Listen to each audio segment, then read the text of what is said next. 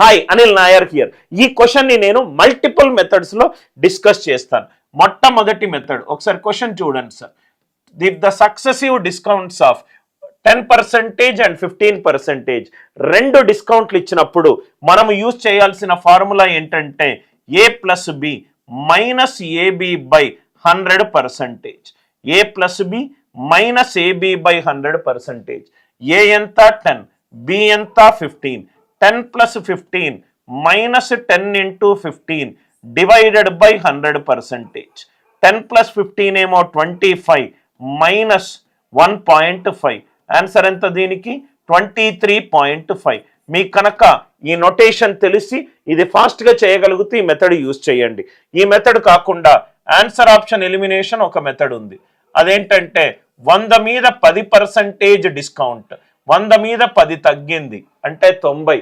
సెకండ్ది 100 మీద 15 తగ్గింది అంటే 85.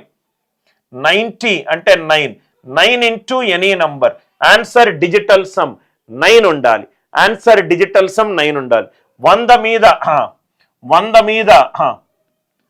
23.5 తగ్గింది అంటే ఇది 76.5. 76.5 డిజిటల్ సమ్ ఏంటి సార్? 7 + 6 13. 13 + 5 ఎంత? 18. 18 డిజిటల్ సమ్ ఎంత? 9. ఇది 43.4 అంటే ఇది 56.6.